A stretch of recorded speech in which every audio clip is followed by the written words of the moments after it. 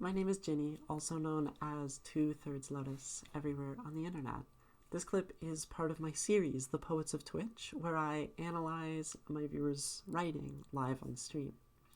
Nothing has been edited out, so you're seeing this exactly as streamed with all of the imperfections and tangents that come with being live. If you want to catch me live or want more information, check out the description. Otherwise, enjoy some excellent writing. By I love the rhyme that always happens. Mr. Penguinoman.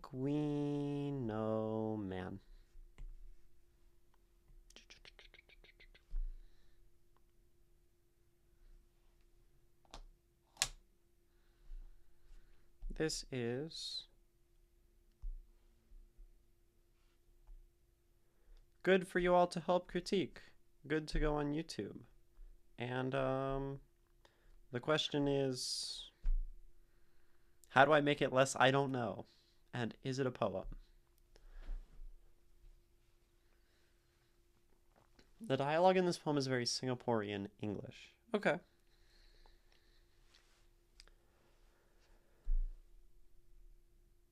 Kampong Lonkang by Imrpenguinoman. I know. I understand I shouldn't have. But the words sliced through sharp as rusted tin. Can you just mind your own business or not? Her smile thinned, cracked, faded, gone. Tch! The Kampong spirit is in the Lonkang these days, she said, half laughing, half grieving. Serves the itchy hand kaipo. Not her place to meddle with the noise, echoing in the hollow of my ribs. A distant gong, loud enough to split thought from my body, then a thud. The floor shook with a slow, deliberate tremor, a ripple like the HDB estate itself exhaling in pain. Heavy enough to linger in my bones. Tiles clicked against each other, their brittle edges whispering protest. The walls seemed to lean inward, listening to the sound of her collapse. I didn't check, didn't care, didn't bother. Not my business, right? A fortnight passed, sirens arrived, red and blue flashing across my gray walls like judgment. Do you know her? Can you identify her? Maybe I only nodded because I was Kaipo. I'll have to look that up. She was there. Auntie Cat. Rot. Rot had stitched itself onto her skin. Black and sunken, like the spoiled meat in her sink, her bowels in death had betrayed her, spilling shame into the cracks of the ceramic floor between the tiles. The grout had become rivers. I walked, avoiding each line as if they were boundaries I dare not cross. Her cat, she was named after, had betrayed her too.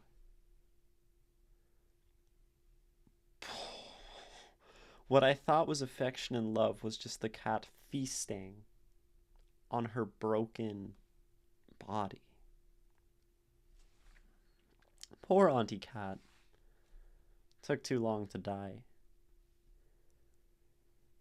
Your body forgets what it's like to move, but your mind keeps screaming, shouting at the walls, at your cat, whose hunger gnaws at the parts of you no one else wants to touch.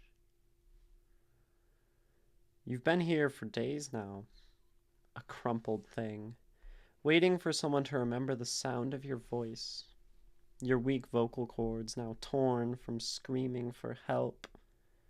You can't go to the toilet. You lay in it, your shame swallowed by the floor tiles. Pity to take too long to die, to outlast the mercy of a swift, crowded departure. Time turns cruel, stretching seconds into sinews, pulling breath from lungs too tired to hold it. The walls don't care. They've heard this song before. The tiles comfort your decay without question. It's all you can hope for on this floor. As I avoid the Lonkangs in between the floor tiles, as I look at the cocktail of blood and waste brewing in them, I think, the Kampong spirits are in the Lonkang these days.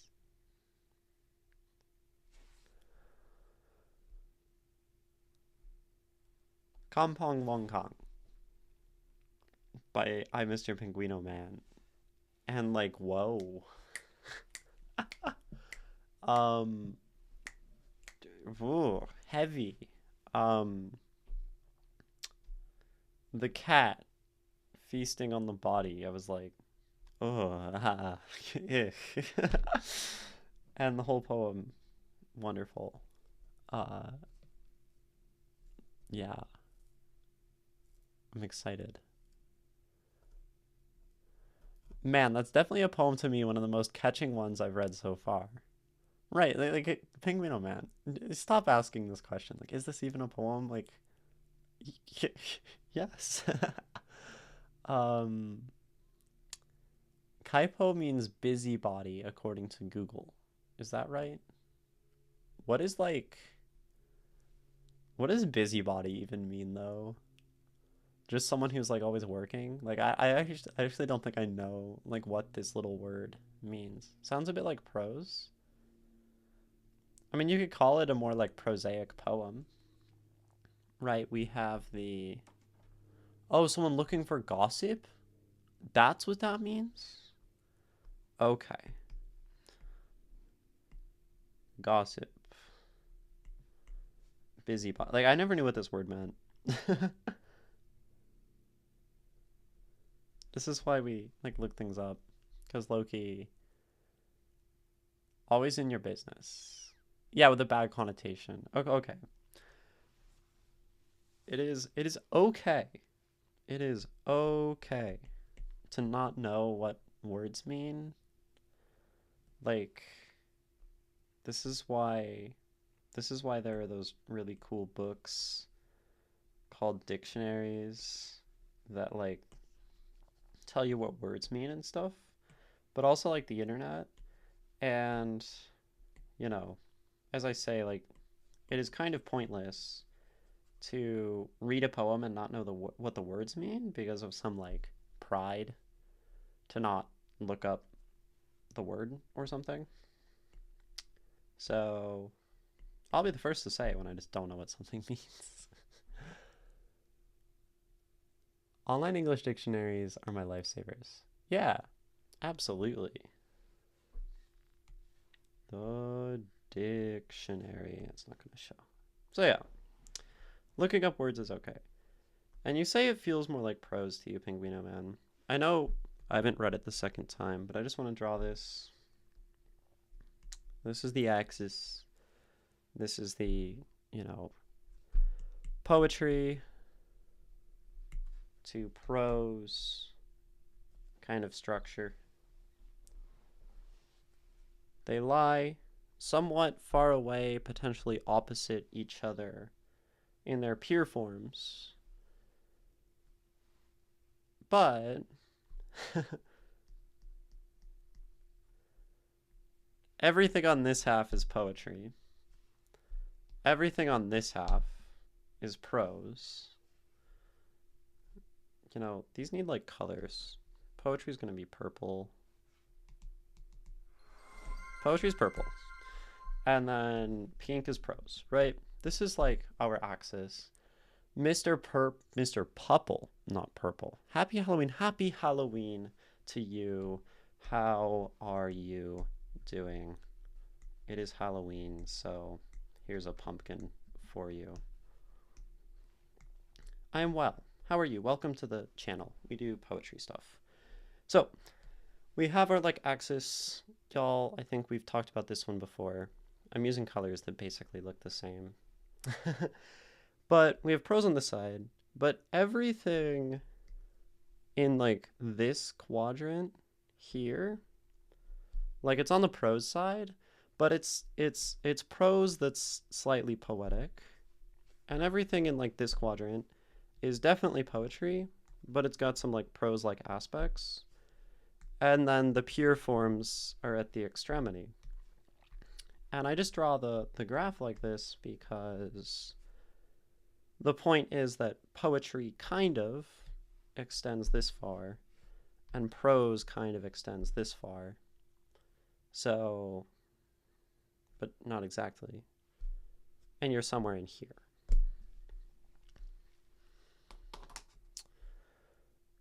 That being said, I want to look up what these words mean before we do the second reading, and then we'll read it again. So it's basically just Kampong and Lonkang. I don't think there were other words in the language. And what like is like Singaporean a language, or is there Kampong meaning? Like, okay, a Malaysian enclosure or village. Malaysia's pretty close to Singapore, right? Lampong meaning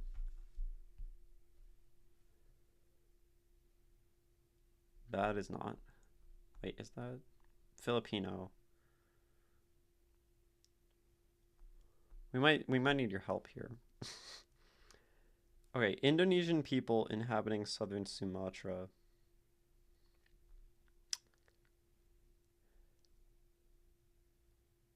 Is a gnome that can transform into a deer. A Filipino sort of mythology. How am I doing? I think Googling Kampong spirit will help. And you meant long con. Oh, God. Yeah, the word, like the kind of wordplay on these is great. Not much of a writer yourself, but your cousin has been working on a story lately. Don't know much about it. What I've heard, it's basically racism ritual with geometry, shapeism. Interesting. Maybe akin to like flatland stuff. Okay. I'm sorry, Penguinoman. Kampong. Kampong. Spirit. Singapore. To ascend. Okay, so like a community spirit, like the spirit of the collective. Oh, like not even like a spirit, but like an ethos. That makes sense. Okay. An ethos of community, not a literal spirit. Okay. Cool. Village spirit. And then you also said like flatland. Stashfell. It's a book, Mr. Pupple, about yeah, Stashfell has it on hand. Okay, and then Lonkang.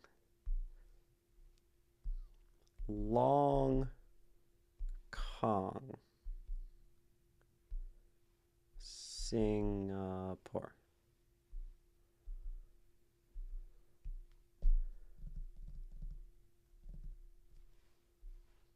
Okay, well, it's a place. We're just going to try meaning.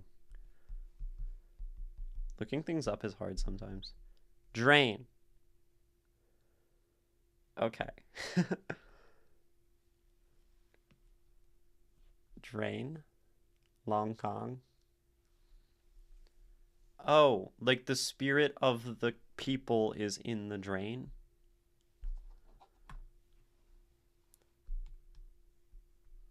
Is that kind of what we're going for? A storm drain. Okay. Yeah, you can send it on Discord. So we have a storm drain. And we have the collective spirit.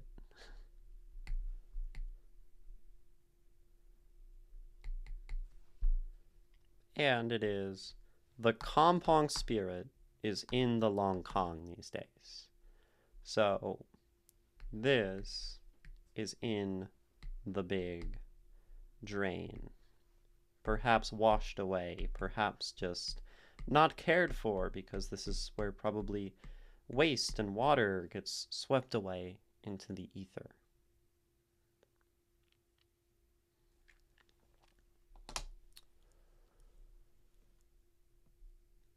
It's used as a derogatory thing in Singlish. Okay, gotcha, because it contains sewage as well. That makes sense. That association makes sense. And I like the word Singlish as well. I've also been told that the story takes place in the same universe as one of his games. That's pretty cool. I dig that. Games are cool. So, you sent a picture in the Discord. Yeah, we'll just go here. Drain. Oh, these things. Okay, just like irrigation, not like flood drains, whatever. Keeps the water out. Where people throw all the sewage. And so, yeah, there's like trash here. So now we have this little added bit of context to the poem. We'll read it again. And then I think that'll help things start to take form. I really like where it's going knowing this. Kampong Lonkang by Imrpenguinoman. I know. I understand I shouldn't have. But the words sliced through sharp as rusted tin. Can just mind your business or not. Her smile, thinned, cracked, faded, gone. Yeah, this is so like this line is like Singlishy, Penguinoman. The can just mind your business or not. The Kampong spirit is in the Lonkang these days, she said, half laughing, half grieving. Serves the itchy hand Kaipo. Not her place to meddle with the noise, echoing in the hollow of my ribs. A distant gong, loud enough to split thought from body, then a thud. The floor shook with a slow, deliberate tremor, a ripple like the HDB estate itself exhaling in pain. Heavy enough to linger in my bones, tiles clicked against each other, their brittle edges whispering protest. The walls seemed to lean inward, listening to the sound of her collapse. I didn't check. Didn't care. Didn't bother. Not my business, right? A fortnight passed, sirens arrived, red and blue flashing across my gray walls like judgment. Do you know her? Can you identify her? Maybe I only nodded because I was Kaipo. She was there. Auntie Cat. Rot had stitched itself onto her skin, black and sunken like the spoiled meat in her sink. Her bowels in death had betrayed her, spilling shame into the cracks of the ceramic floor. Between the tiles, the grout had become rivers. I walked, avoiding each line, as if they were boundaries I dare not cross. Her cat she was named after had betrayed her too.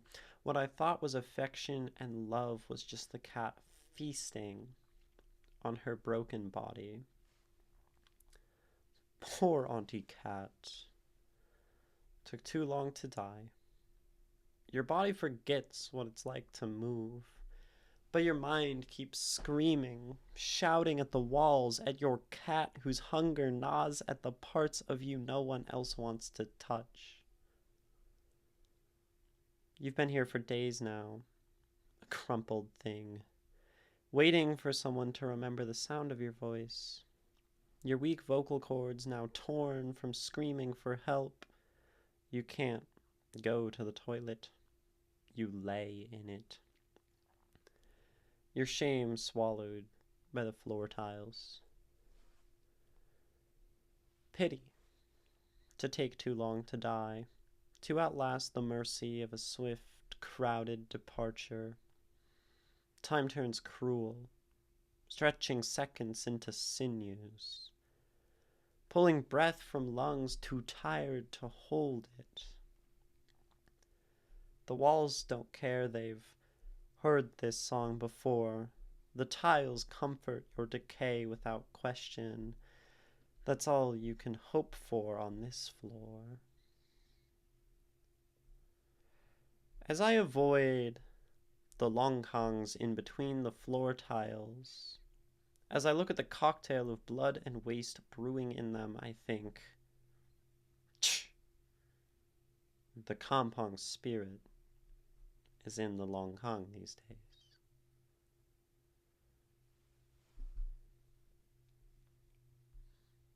Kampong Lonkang by Imrpenguinoman. It's such a banger. A couple little things. I think thinned is what that's supposed to say. Two N's here. Thinned.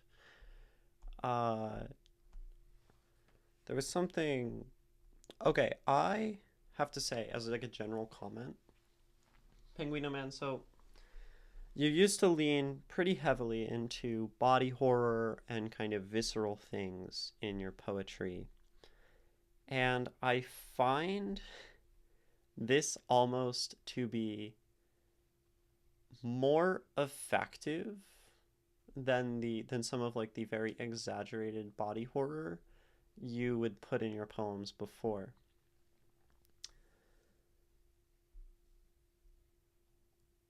What I thought was affection and love was just the cat feasting on her broken body. You know, this doesn't need to describe the tearing of flesh or blood or whatever. It's just an image that on its own is so powerful as to like shake the reader. Similarly, you can't go to the toilet, you lay in it, your shame swallowed by the floor tiles. And this becomes so much more poetic. That as shame. The shame of death. The shame of all of this. Is so much more effective than I think just talking about a sort of violent body horror. And there are some other things. So I really do like that. Young Solina, welcome in. How are you? Oh, you're very fine and well. Very well. Very well. Glad to hear it.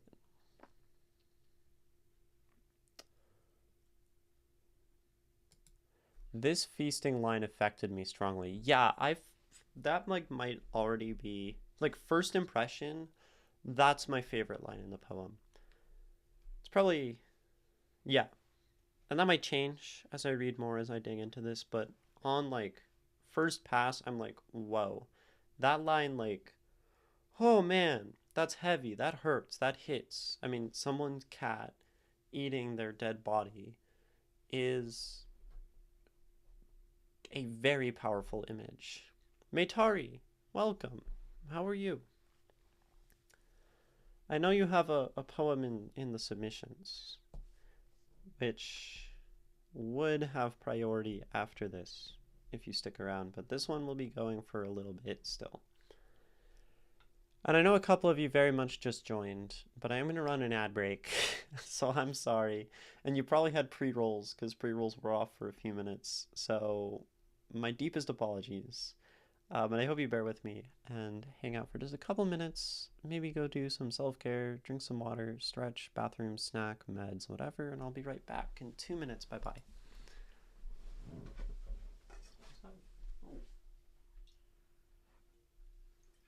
So far away. So far away. Might go downstairs though.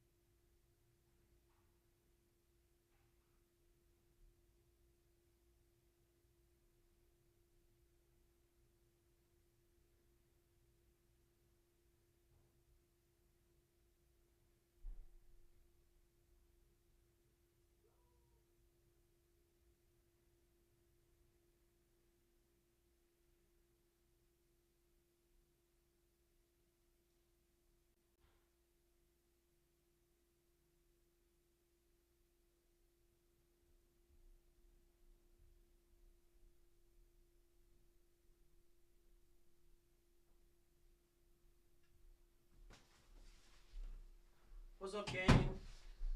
Guess who's back? Ginny. Also, the poet of Twitch. I hope you all actually did something relatively self-care like. Poet of the Dole, it's so natural and realistic. It's what scares me most. Just life happening after your death. Letting things that don't care about your feelings. Just the things that don't care about your feelings, morals or anything find important. Yeah, it's just sort of the natural moving on of things, which can be very scary. I'm not going to do a full read of this again because we just read it before the ad, so I'm just going to get into analysis. And I think I like what I did last time, which was starting with sound, because it's sort of easy. And it's fun, and it just flows. And maybe this will help you feel like it's more of a poem, Penguinoman. I know I understand I shouldn't have. So we just have this sort of repeating I thing, which is, I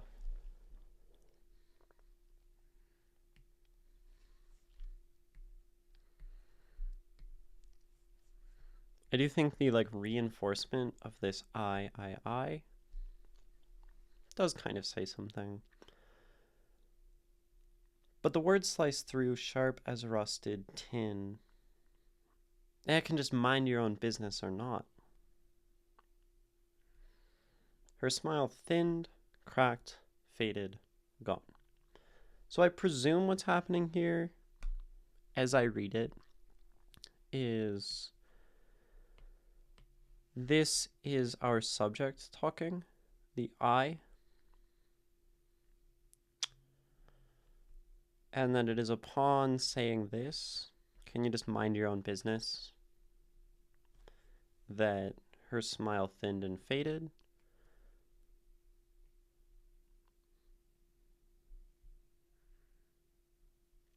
And I think then that goes along with her being like the kaipo here. But also that's meaning.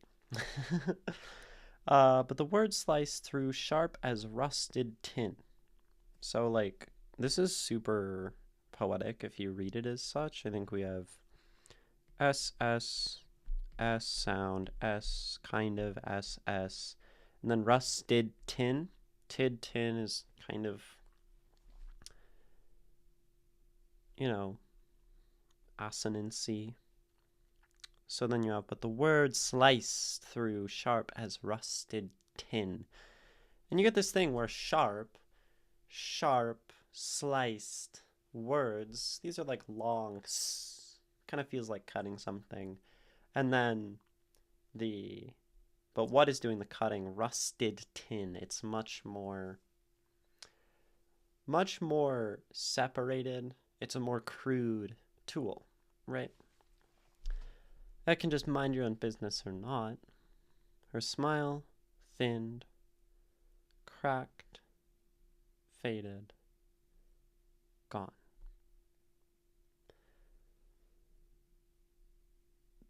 The periods, I think, are very effective here in just drawing this out. Like really watching this smile fade out and die.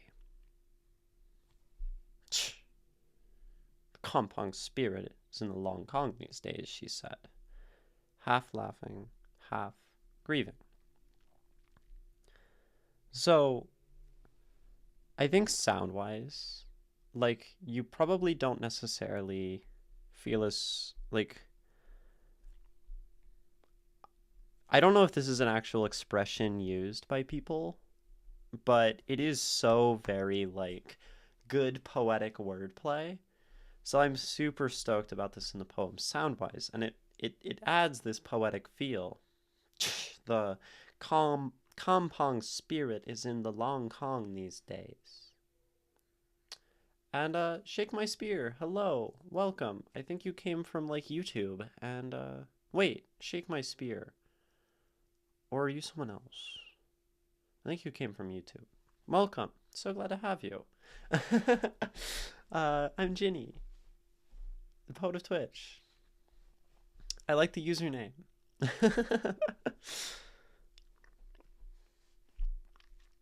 She said, half laughing, half grieving.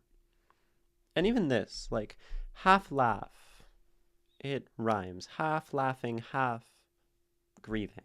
Grieving sits more heavily in this, and it just makes that line hit. It has this tension release, or maybe energy and release of energy.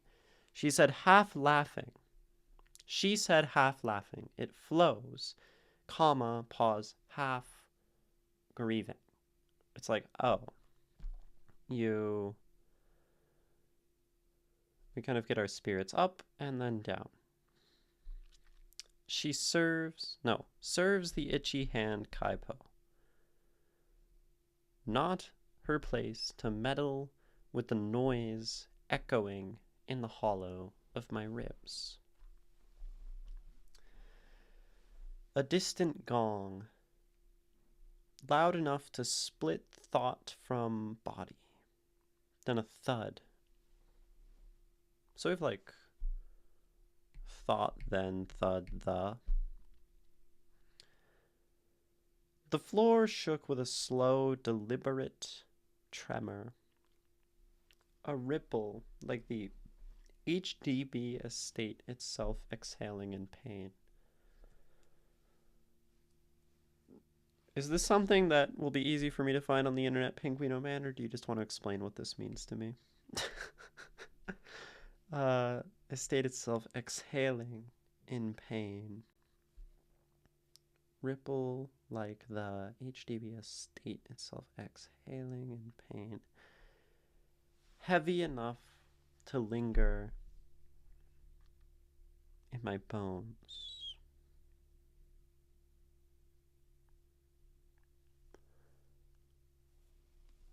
Early on in history was known for government housing, known for okay, that makes sense. So it's this very community government housing. Beautiful. And I think this whole, like these three lines, the floor shook with a slow, deliberate tremor, a ripple like the HDB estate, itself exhaling in pain. And sonically, when we have this acronym, it really forces us to slow down. HDB. Estate itself exhaling. These long, breathy words, deliberate, shook, slow, heavy. Heavy is a heavy word. Heavy. Enough to linger in my bones. So there is this sonic feeling of just weight here. Tiles clicked against each other. And now some more sharp sounds, their brittle edges whispering protest. The walls seemed to lean inward, listening to the sound of her collapse. I didn't check. Didn't care. Didn't bother. Not my business, right? And I think just again, like using the sound strategically to stretch these things out. In the same way as I know, I understand, I should have. Like, this really connects since they sound the same. This sort of, I know, I understand. I didn't check. Implied, I didn't care. Implied, I didn't bother. It gives like a feeling of connection between some of these parts of the poem. And it's very effective, I think. And then, of course, not my business, right? So it does feel like a direct callback to the start of the poem in a sense, because of the sound. Also the meaning. It would be interesting to start the poem with I know, line break, I understand, I should have, with like the line breaks. Then it would be like super paralleled. Could be effective. That would be structural as a way to communicate your ideas and show that connection if that's something you want to do. A fortnight passed, sirens arrived, red and blue flashing across my gray walls like judgment. Just like a banger line, meaning-wise. Do you know her? Can you identify her? Maybe I only nodded because I was Kaipo. Like, this feels like very prosaic, I would say. There's not too much rhyme happening. There's not too much alliteration, whatever, assonance, but it still like sounds good. She was there. Auntie Cat. Rot had stitched itself onto her skin, black and sunken, like the spoiled meat in her sink. So we have these great, it's almost like we're playing off of the word cat itself, the ka and the ta. Rot stitched itself onto her skin, black, sunken, like meat, sink. Very much using the K and the T, which is like, I don't even know if that's intentional, but that is super good sound to communicate the meaning that all of this is her. Yeah, the cat, it says, Where does it talk about the cat? The cat she was named after. I presume this is like a neighbor, if we're talking meaning. And it's like they're an auntie because there's this community, this spirit, but then there's also the isolation, which we're grappling with in this poem. Skin and sink is so great, but it might be like a literal aunt. I don't know if there's actual relation. But given that we're in like the same housing building, and we're kind of annoyed about her meddling, but we also don't check on her when she dies, I would have to presume a non-familial relation, because I don't know.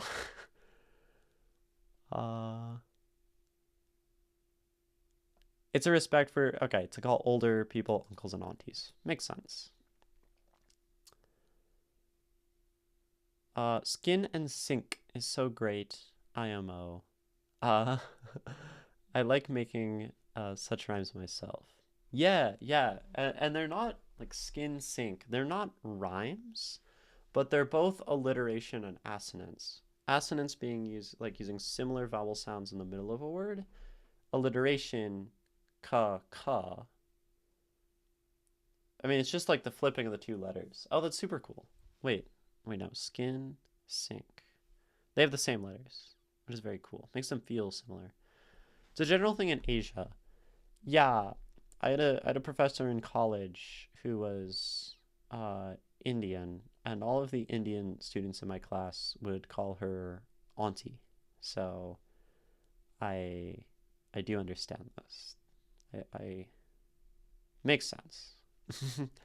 Right, alliteration forgot the literature terms already. Yeah, because skin and sink is like 3 times over alliteration. SSKKNN.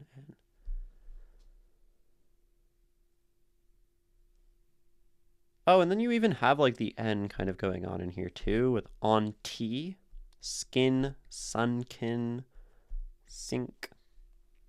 So it's just like so good. Her bowels in death had betrayed her, spilling shame into the cracks of the ceramic floor. Now there's some S going on, some spilling, some shame, some cracks, some ceramic. Still have the C's going through. Between the tiles, the grout had become rivers. I walked, avoiding each line as if they were boundaries I dare not cross. Not cross, kind of like a rhyme in of itself a little bit. Assonance.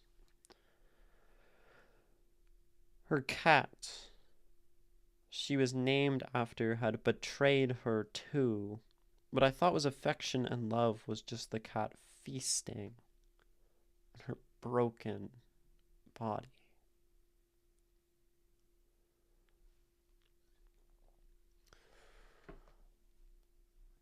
I used to be here in Holland too. Now it's only used for like older family friends. Interesting. Cool to see parallels in culture. Absolutely it is. Guts topic is probably the most sensitive to me. I don't know why. It worries me. I actually heard that a lot of Singlish words end up in Dutch or German for some reason. Wild. Makes sense. It's a very real possibility to grow old like this. Poor auntie cats. Took too long to die. Some alliteration. Took too long. Cat took too long to die. Your body forgets what it's like to move. But your mind keeps screaming, shouting at the walls, at your cat. We have, just sound-wise, why won't my pen do the thing? Keep screaming, shouting, walls. Whose hunger gnaws at the parts of you So you like move you who's no one else wants to touch. You've been here for days now, a crumpled thing, waiting for someone to remember the sound of your voice. Your weak vocal cords, now torn from screaming for help. Like cord torn. You can't go to the toilet. You lay in it. Your shame swallowed by the floor tiles.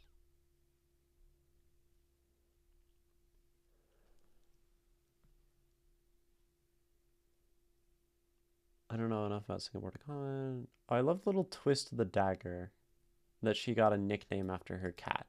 Yeah, that's like, it's brutal.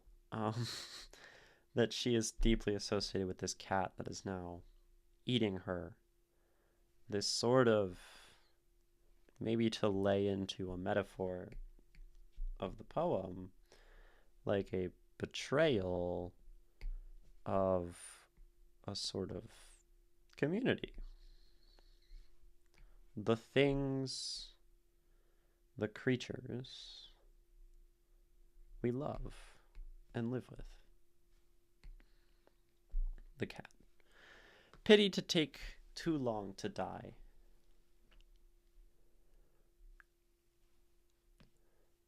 To me, the shame is both the body fluids and a feeling toward her inability to help herself in any way. Yeah. Both in a physical shame and in like a helpless, more like mental shame. Pity to take too long to die. Ta ta ta ta ta ta ta ta ta ta ta. Not long. Ta. To outlast the mercy of a swift, crowded departure. Time. Okay, so swift departure, outlast to time. Turns, cruel stretching, and then we elision our way into a new one.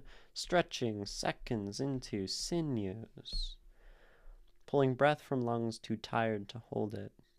More tease. The walls don't care.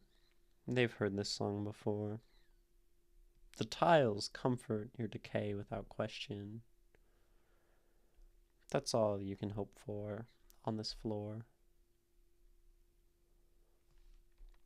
As I avoid the Longkangs in between the floor tiles, as I look at the cocktail of blood and waste brewing in them, I think, the Kampong spirit is in the Longkang these days. This is so... I like this ending a lot. Because you have, like, the spirit of, like, community, but also, like, people. And you have this person's literal, like, viscera, their body, maybe one's body associated in some way with one's spirit, their life, the matter of their life, in what we established as like the little rivers in the ceramic floor, in the between the floor tiles, the Longkangs, they say right here. And it's like the way this poem is so cohesive, meaning wise, is very cool to me. And then sound wise, we have a lot of these same sounds coming through the whole poem. There was a little structure thing, maybe there's a way to lean into that, but this line almost makes me cry. It's very powerful. Yeah, also reference to a thing done in Singapore where sometimes we call people by characteristics we most associate them with instead of their name. Also kind of implying that no one even really knows her real name. Oof, that's pretty brutal too. I initially thought it was referred to as her having soiled herself. Well, yes, that is the literal interpretation. Because you die, and then your bowels empty themselves.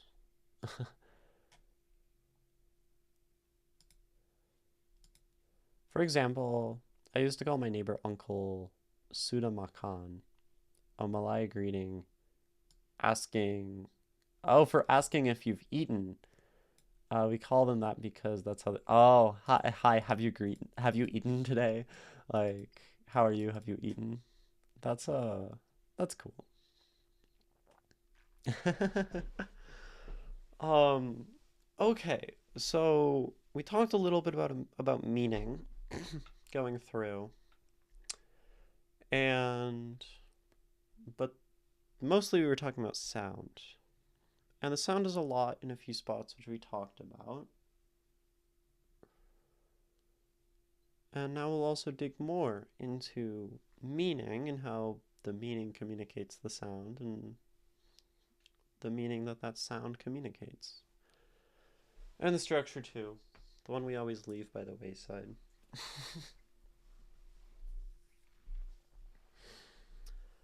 Also, just sound wise, Kampong Lonkang. It has a ring to it. It's poetic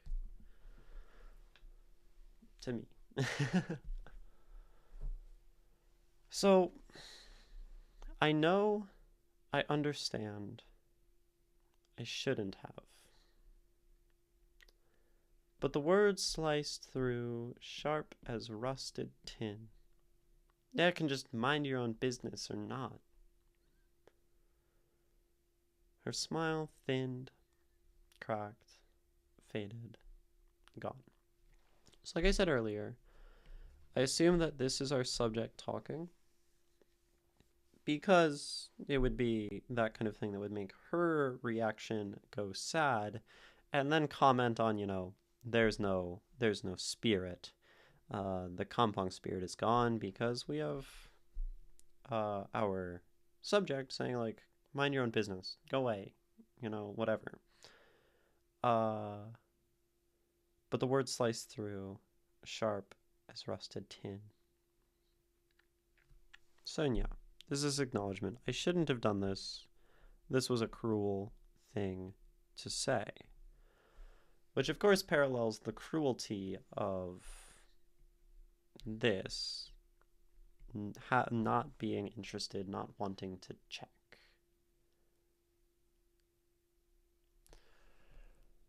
Yeah, Ginny's suggestion of separating I know in the first line would work really well. The I know line break, I understand line break, I shouldn't have.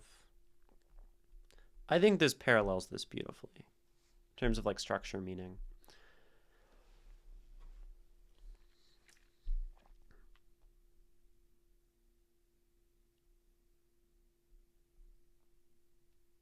This is so cool. The Kampong spirit is in the Lonkang these days, she said, half laughing, half grieving. I like this half grieving. It's almost like a mini like foreshadowing, I feel like. And this is something that is more often used in like a prosaic way. So foreshadowing, I think, likes to sit on this half just because we have so much time in a piece of prose. It's hard to effectively foreshadow in poetry because it's short. But to explain foreshadowing, it's basically giving information that hints at the future. There are lots of ways this happens. One idea is the sort of Chekhov's gun. Chekhov's gun, which is a rule that this writer Chekhov made that says if you have something in the poem or in a book, a gun particularly, if you show the gun will get fired. The gun has to get fired. The gun has to be used. And it basically is saying that the gun is a foreshadowing tool for like the event that happens later. And so to say, to begin this poem with her grieving, is functionally foreshadowing. And it's hard in poetry because the good thing about prose is it can be very satisfying. So we have something that shows up at the very start of a book. I'm trying to think of a book that does this well. I've been reading bad books lately. That's not true. So let's say we have a story. We have a story. We're going along in our story. And at the start of the story, our character hears about, just in passing, maybe, oh,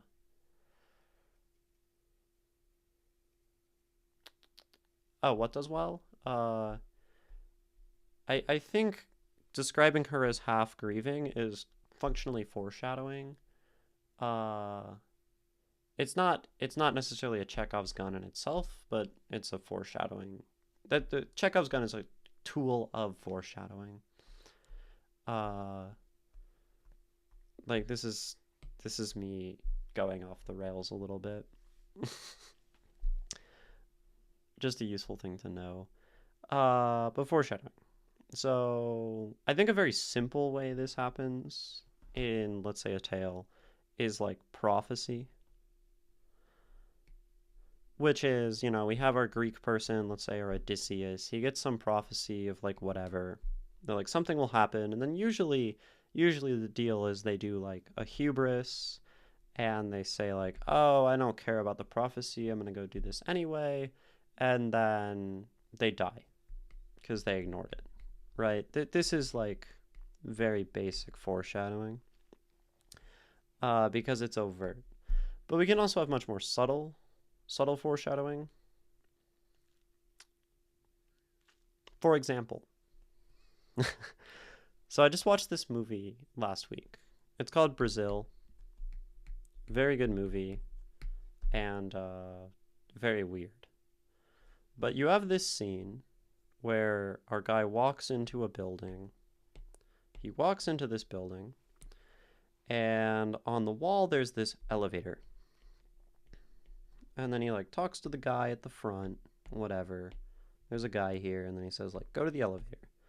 And the elevator goes super, super slow. Slowly. And you get this scene of watching the elevator go slow, where it's like a 30-second scene of the elevator, because it has like this transparent glass front that you can see through, and he's just like going up the elevator super slow. I'm like, why would they include that in the movie? And then of course later, when he's trying to go down the elevator, and he's trying to get the elevator down very quickly, very, very quickly, he's like in a hurry, but the elevator is going slow. And without this setup, without this foreshadowing, a Chekhov's slow elevator, in a sense, this would not be as effective. And it's because this scene was so long as to be comedic and memorable that this is effective. So when we set things up ahead of time, the point is it can make our later endeavors much more satisfying and effective. Yeah, Chekhov is a Russian. We really only know Chekhov as Chekhov's gun, which is sort of silly. You studied Chekhov's books in school, very boring. He wrote short stories mostly, many of them social inequality driven, a trend back then. Yeah, basically no one in the West reads Russian literature, probably because of like the Cold War. Like a lot of these like educational systems that we still have today were being put in place in like the post-war and then like the Cold War period, which of course is a very long period. And this is kind of when all of that got established. And so, of course, because of like Red Scare, whatever, they were not going to put any Russians into our literature. It's a thing here. Yeah. And I mean, I think like America is a massive culprit of not teaching Russians. So there's that. We learn about the romanticization of suffering in Russian lit. Do you do that in high school? I guess Russia is also like has a much larger, probably like socioeconomic presence in Southeast Asia. I mean, America does too, right? America and Singapore, America and Korea, America and Japan. We'll love to give it a try. Think of the capital R Russian literature. Think of huge tomes, and the characters have 6 names. Basically, yeah. Reminds me of the Russian Empire writing being banned after the revolution leading to the making of the USSR. Yes, absolutely. Uh, censoring information is the best way to control people.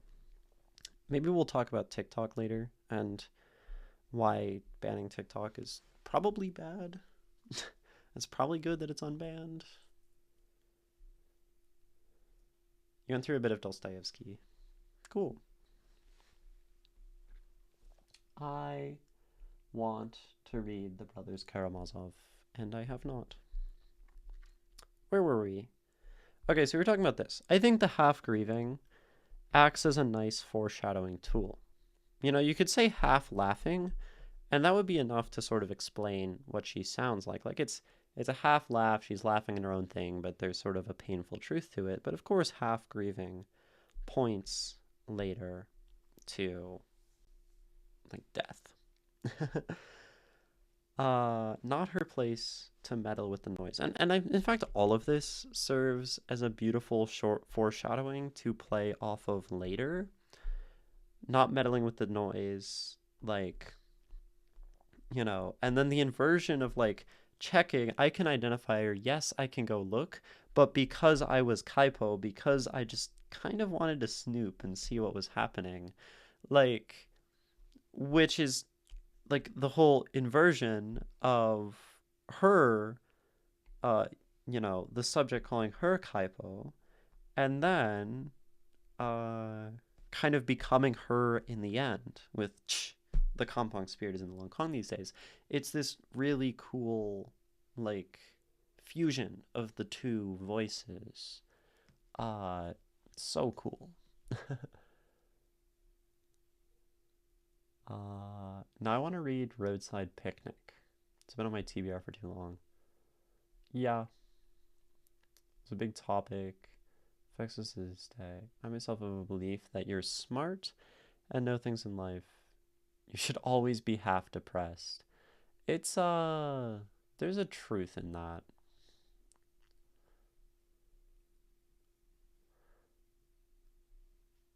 Like, if you'd be upset if you were being ignorant.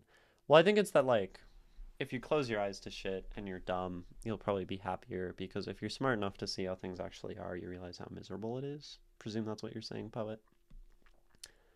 Speaking of the names, it's true. Many more soft, formal, and variations. Gotcha. Ignorance is Bliss. If you want a great book on ignorance is bliss, Flowers for Algernon. It's super short. I forgot who wrote it. I haven't read it. It's been a long time. I read this in like high school, freshman year. But this book is about like someone who he like intentionally does this sort of like scientific experiment where he drops his IQ to the level of a mouse and like notates it every day. It's like seen as like it's written as this like scientific document journal thing. He's journaling his own life. And the writing of him getting dumber, as I recall, is extremely well done. I like this book. I liked it even though I was in high school and being forced to read it. So anyway, a distant gong loud enough to split thought from body, then a thud.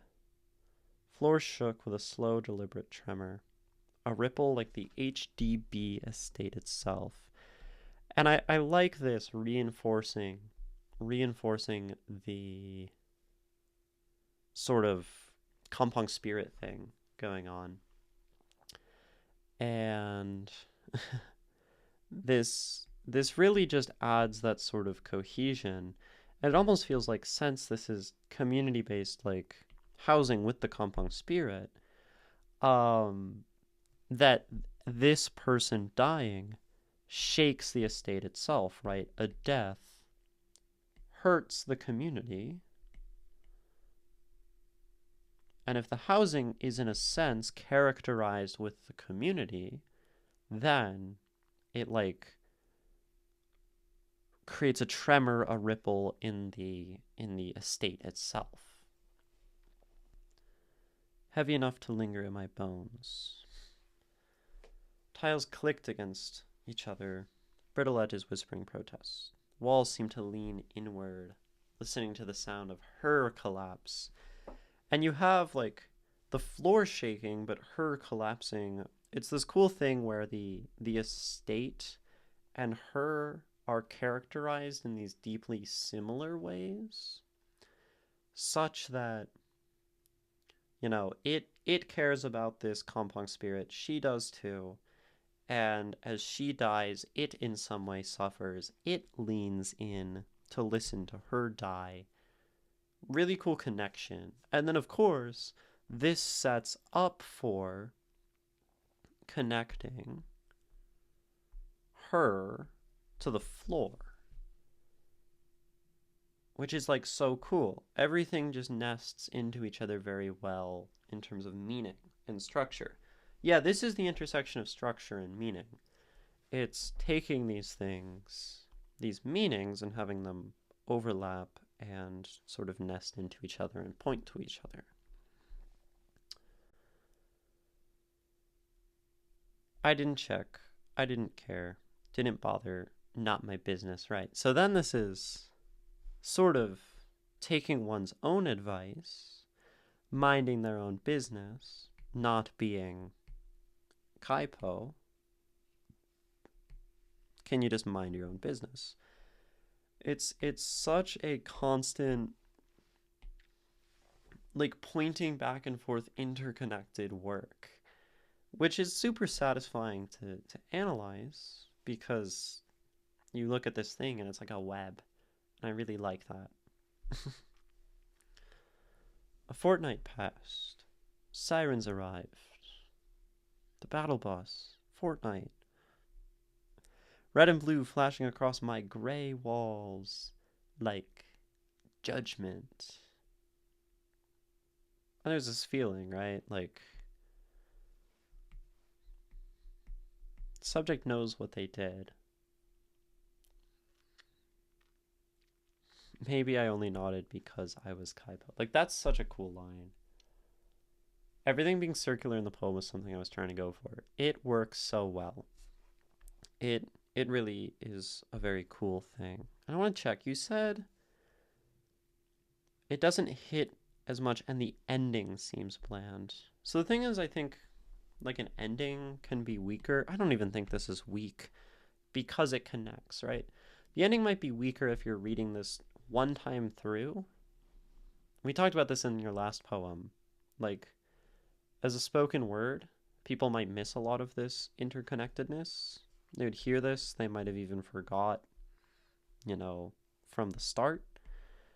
But as a piece of work on a page to dig into the connections, like, it becomes so satisfying in its totality. So maybe the ending is only sort of bland as you feel it because it isn't greater or doesn't overshadow the rest of the poem, but that's fine too. I thought it sounded weak precisely because it was a callback. Maybe it's just self-deprecation, but it seemed cringe in a way that I don't really know. Glad to see it isn't, though. Yeah. Let's talk about that after the ad break. Seeing our own things is cringe and bad, and that's an interesting discussion. Or maybe just toward the end. But the ad is starting on its own at some point.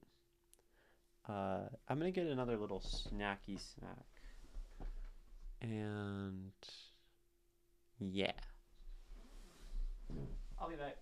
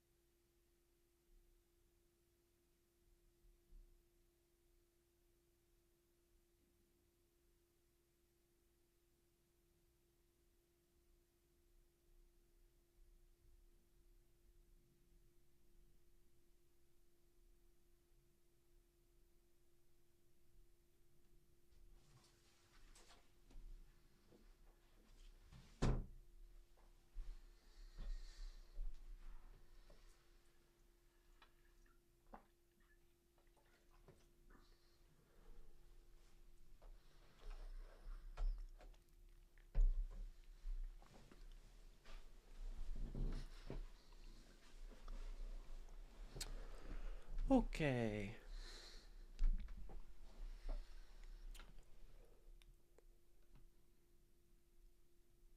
Welcome back. I am still Ginny. Still the poet of Twitch.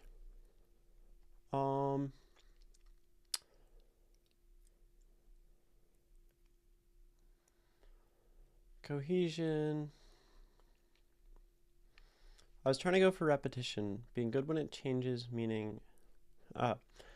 Trying to go for repetition being good when it changes meaning in a poem from start to finish. But I feel like this line didn't do that well. Okay. Well, it doesn't necessarily like reinvent the meaning of the poem,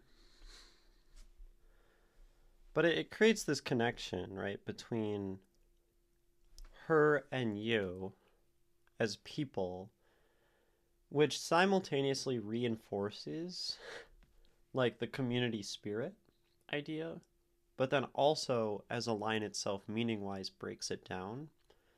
You have this like conflict of structure and like things relating and then the meaning of the actual words. And like it's a very conflicting poem. I don't know. Yeah, just writing more about things, thinking about better structure. Yeah. Um it's very admirable to know when it is too much. Oh yeah. Um for me it works well. Maybe there are new terms for me. Uh Notice me to take the time to understand it. And welcome, Callie. How are you? No, you were never Callie. Okay.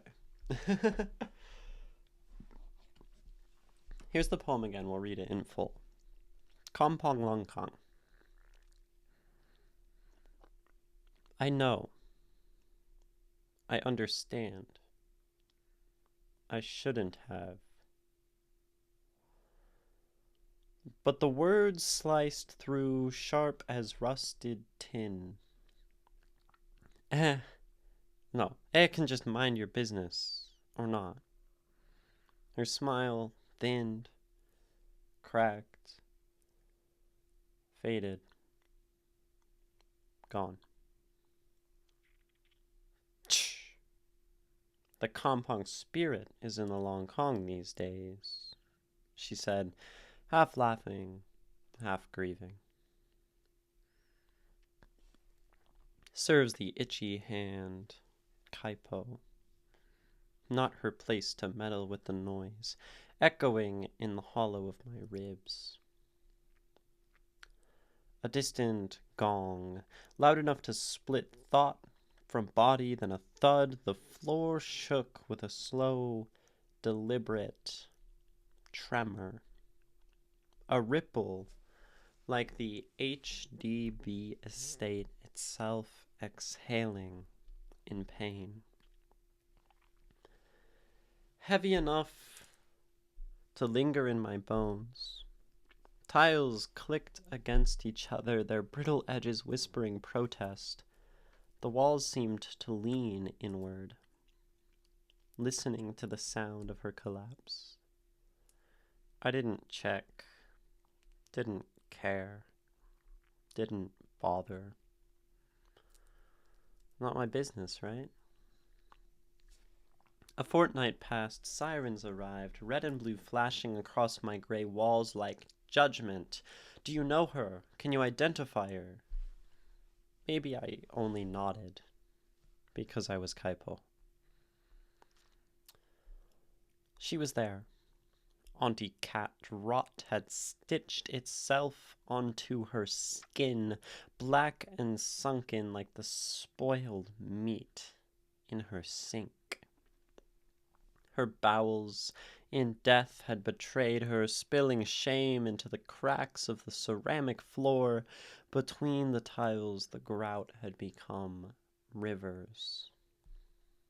I walked, avoiding each line, as if they were boundaries I dare not cross. Her cat she was named after had betrayed her too. What I thought was affection and love was just the cat feasting on her broken body. Poor Auntie Cat took too long to die. Your body forgets what it's like to move, but your mind keeps screaming, shouting at the walls at your cat, whose hunger gnaws at the parts of you no one else wants to touch. You've been here for days now, a crumpled thing, waiting for someone to remember the sound of your voice. Your weak vocal cords now torn from screaming for help. You can't go to the toilet. You lay in it, your shame swallowed by the floor tiles. Pity to take too long to die, to outlast the mercy of a swift crowded departure. Time turns cruel, stretching seconds into sinews, pulling breath from lungs too tired to hold it. The walls don't care. They've heard this song before. The tiles comfort your decay without question. That's all you can hope for on this floor. As I avoid the Longkangs between the floor tiles, as I look at the cocktail of blood and waste brewing in them, I think, the Kampong spirit is in the Lonkang these days.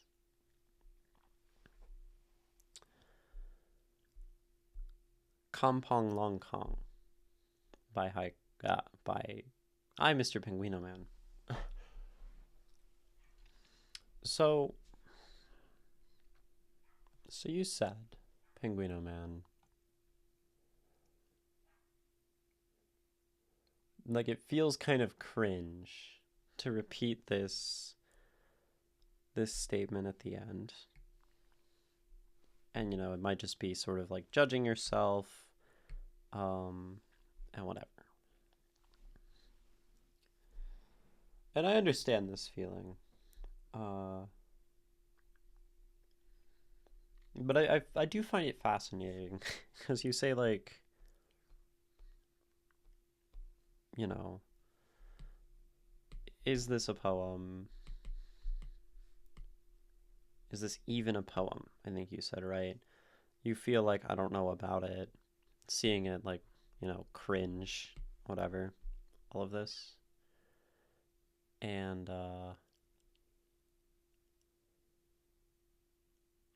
it's like,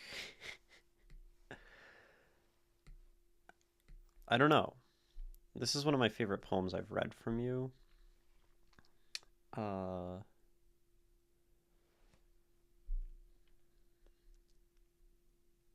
so I don't know. Yikes, it does come off as a heavy read. Oh, it's super heavy. This is a, like, brutal poem. This is, like, one of the most affecting poems you've sent, in my opinion.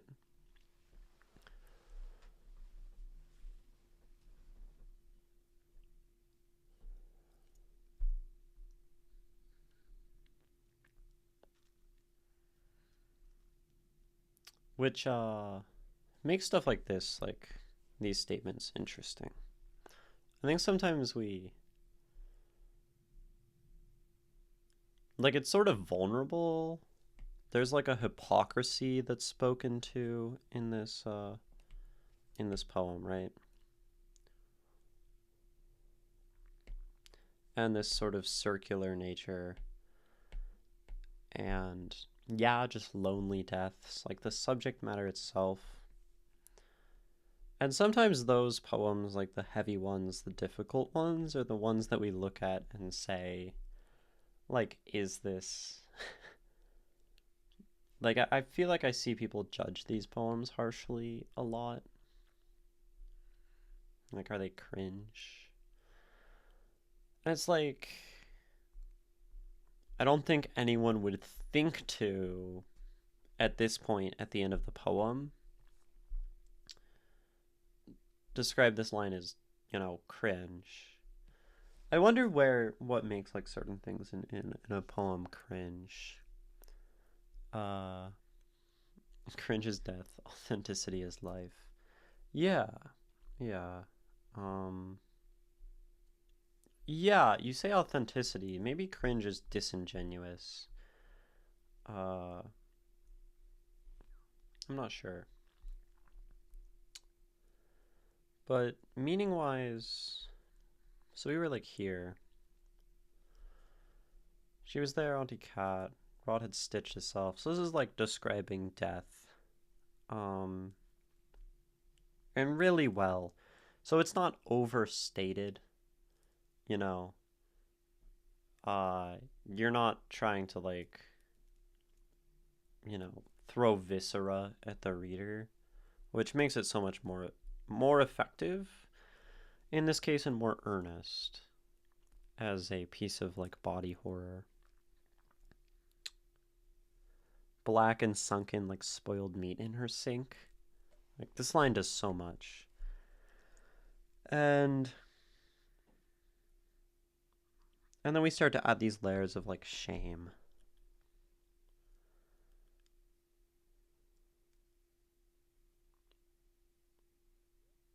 Shame of boundaries I dare not cross.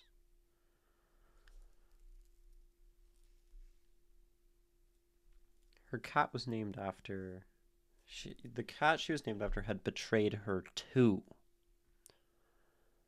And, I mean, I don't think I quite processed this word until going through it line by line, because we think about, like, oh yeah, the cat that betrayed her. Like, this is a brutal thing. This is a sad thing. But the line isn't the cat she was named after had betrayed her. It's her cat that she was named after betrayed her too. And I think this too adds so much meaning, because there is this feeling of betraying her, of betraying, you know, the spirit of community, the Kampong. Like, Kampong spirit, you let, or the subject, like, in a way, let her rot for a week on the floor. It's brutal. In a sense, as brutal as what the cat is doing. Isn't this so loud? Thank you, Nebula Ice. Oh wait, Nebulaic Enigma. Cool name. Welcome in. We're reading a poem right now by Penguinoman, who's in chat. It's about a person dying, amongst other things, and community. I think it also adds the hypocrisy. Yeah, absolutely. The cat adds this feeling of hypocrisy. Like, the cat is a hypocrite in being sort of family, and then, like, eating the body. And then there's the hypocrisy that parallels it of the subject. We are all hypocrites. Probably. What I thought was affection and love was just the cat feasting on her broken body. Like, it's brutal. And so yeah, poor Auntie Cat took too long to die.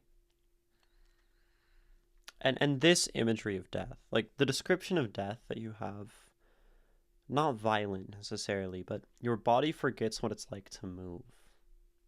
But your mind keeps screaming, shouting at the walls at your cat, whose hunger gnaws at the parts of you. Literally and figuratively, no one else wants to touch. So then we're back into this, like, theme of shame.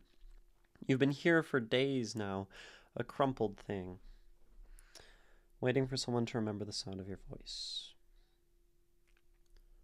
Also, Nebulaic Enigma. Are you a writer? That's what we do on this channel. Poetry, exclusively. If not, that's cool. Welcome, but I'm Ginny. I guess usually try to introduce myself.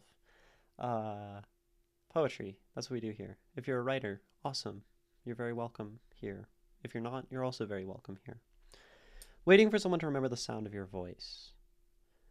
I mean, we talk about, again, like, not checking, not bothering, sort of allowing oneself, as the subject does, to forget the sound of her voice.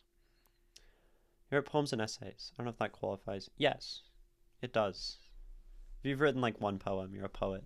It's a side thing? Cool. There are very few people who do poetry as a main thing. Yeah, most of the community is hobbyists. You can't, so your weak vocal cords, now torn from screaming for help, you can't go to the toilet, you lay in it. Your shame swallowed by the floor tiles.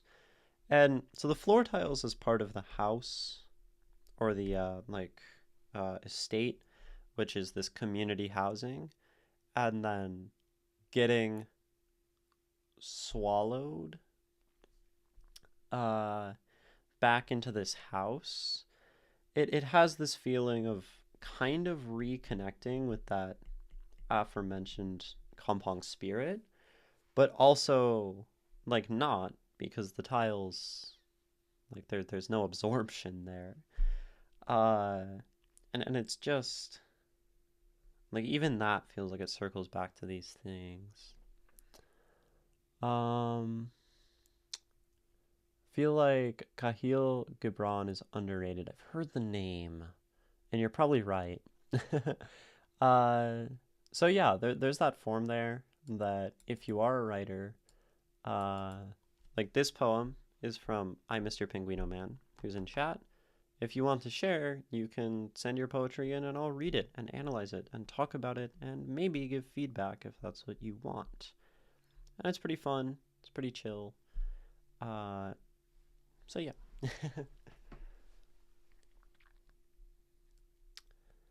So that was that. Pity to take too long to die. Took too long to die.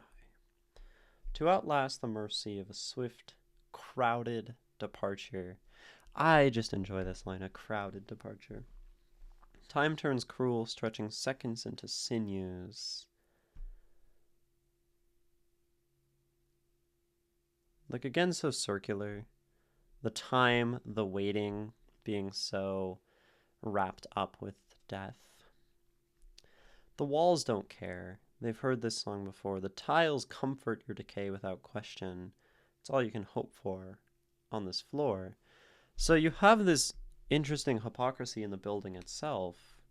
The tiles comfort you, which maybe the point is that, well, tiles are no comfort at all.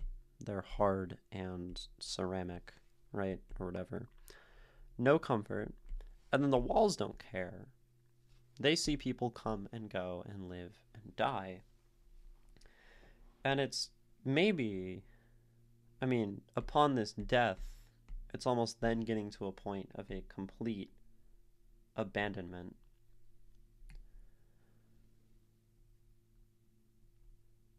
So you avoid the Lonkhangs in between the floor tiles. So look at the cocktail of blood and waste brewing in them, I think.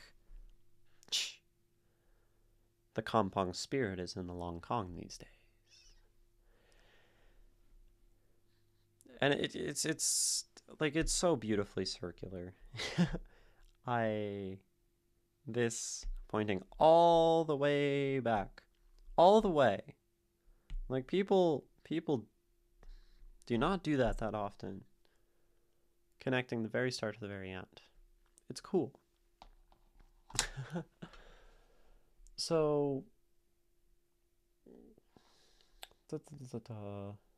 greetings, Pilsen Green. Truthfully, you are shit, but you work weekends, so it's fine. Well, I hope you can be slightly better, and welcome. Glad to have you, as always. Shake my spear, related to the cat eating its owner's body. Endocannibalism is the practice of eating someone from the same community. So it's practiced in some cultures as a way of honoring and grieving the dead. Well, I hope, like, yeah, that is super real. I don't know. So you said you relate to the cat doing that. I don't know if this is like saying you practice endocannibalism, like the cat.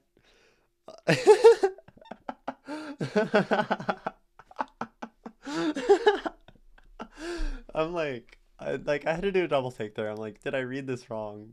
The fact relates. Yes. Okay. I'm like, I hope, like, yeah. Yeah, that's like a really interesting point though. That is something that's practiced, and it is sometimes as a representation of honor. Uh, but in the same sense, just like between cultures, it's this very paradoxical thing where we see something like eating a person, and you're like, that's not okay. What do you think about the subject not daring to cross the lines on the floor? And the play on boundaries. I mean, yeah, so you have this connection, right, of not caring to cross the boundary in the room. Like, boundaries are big throughout this poem, and I'm glad you asked that. I think it adds the hypocrisy, or like better left unsaid and implied. I like it said because it specifically shows like the connection of these things as the Lonkhangs.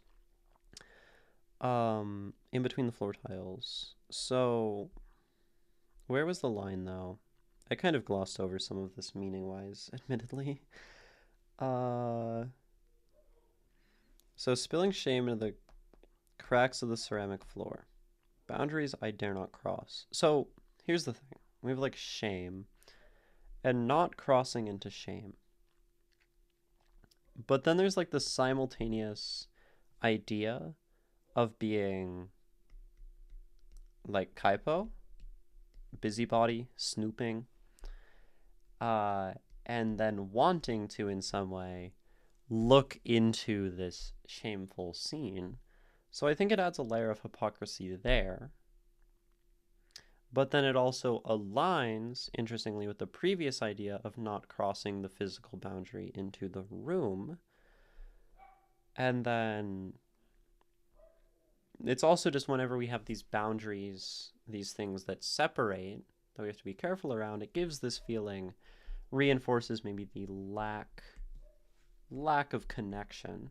Not that someone more connected would walk on the cracks, but pointing it out says, like, I avoid this shame. I disconnect myself from it.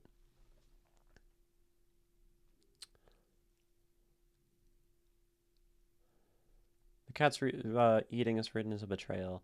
Yeah, but it is an interesting fact. Shake my spear, and definitely could be like a cool thing for a poem, or just it's just a cool fact in general, like useful. It reminds me of the idea of stepping on cracks is bad luck. Yeah, that too. I that is a good one to point out. Just thought you'd share. Oh, absolutely. Yeah. All right, didn't mean to say. It's a super cool little thing. Uh so yeah, we have this like not stepping on cracks, bad luck. And then it's like there's probably also a feeling of respect that comes in that. Like we have maybe like the blood waste cocktail, the potential meaning of it being the spirit of the person bled out onto the floor.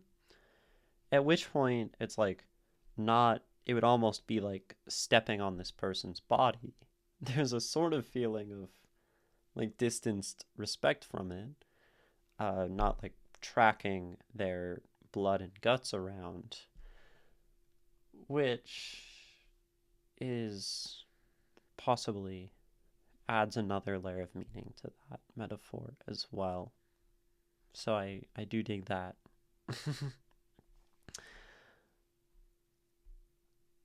So the big thing amongst your questions was you just I don't know, it feels like you have like a lot of self-doubt over the poem.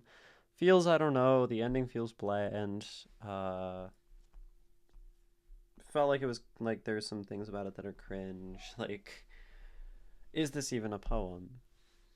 And I know I'm like sort of hammering on this at this point, but like, uh, I would say, like, I don't know, it feels like the big issue here is like your confidence. And you said earlier there was a message that I didn't read that I meant to read. And you said like uh something about it being like a way to process your experience. But I don't know where you said that. Hypocrisy, talking, weird way. Oh, maybe it's just a coping mechanism for the idea that I'm trying to express. I think that was referring to the poem. Yeah. And, like, this poem feels vulnerable. I don't know. Is this something that literally happened to you? Like, this event? Unless you don't want to share, that's fine. Uh, but it feels deeply personal. And, I mean, I was talking about, like, these things, but I think a personal, vulnerable poem, personal, vulnerable, these are the kind of things that we can lack confidence in because a poem like this is much more related to ourself. A poem written about society or like abstract, like religious, political ideas, whatever, they don't reflect so much on ourself. It's just our thoughts on them.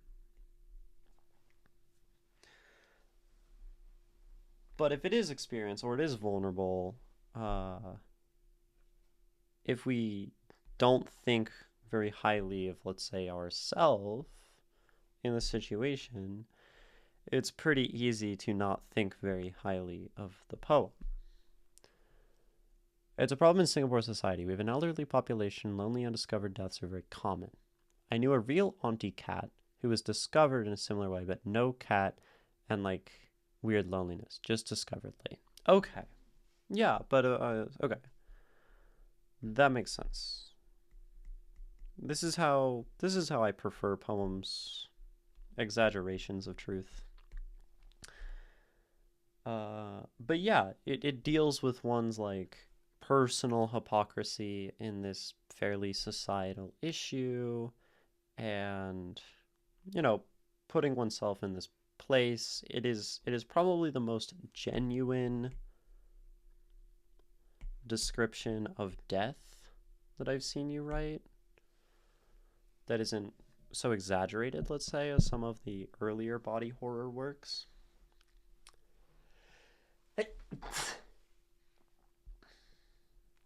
And I think all of that just probably points back to like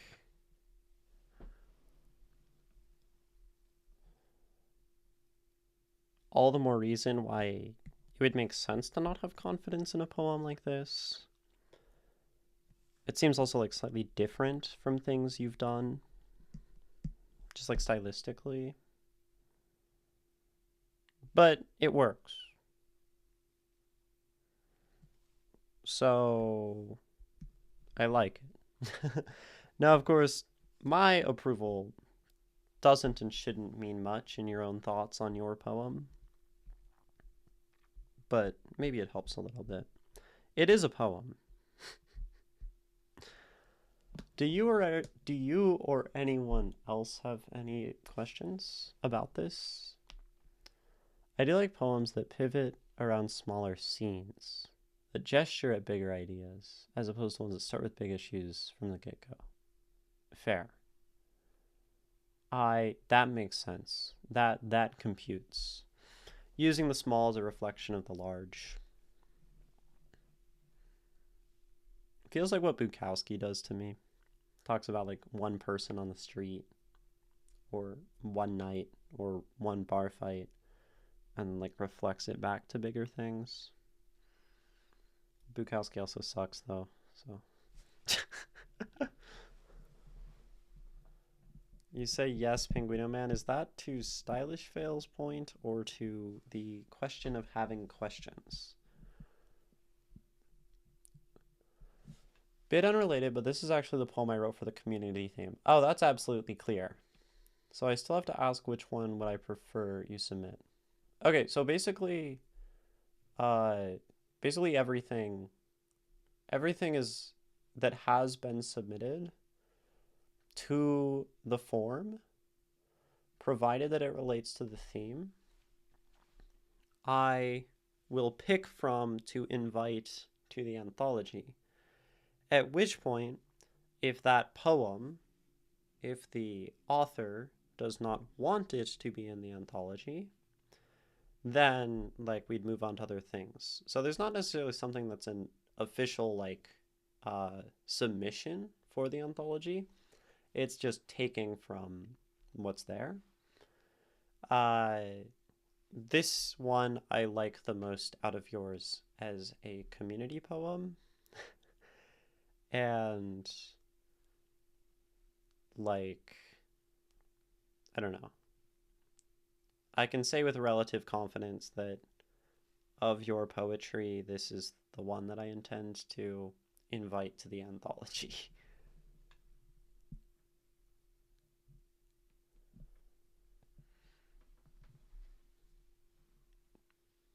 Yeah, that's why I asked, because like, would I rather?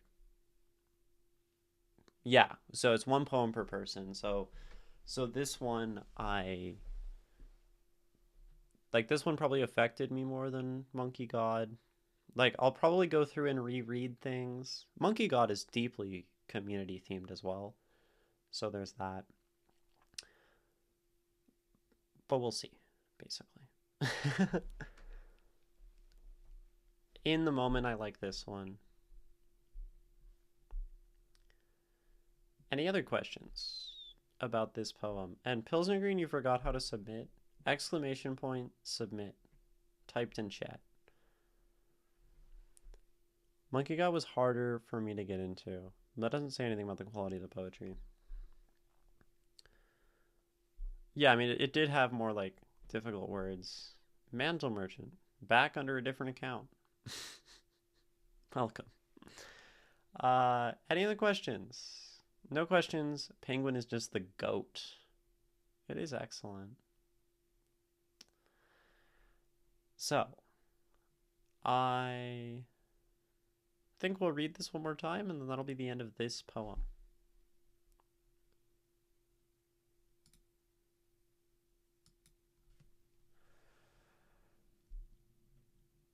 Kampong Lonkang. I know. I understand. I shouldn't have. But the word sliced through sharp as rusted tin. I can just mind your own business or not. Her smile thinned, cracked, faded, gone.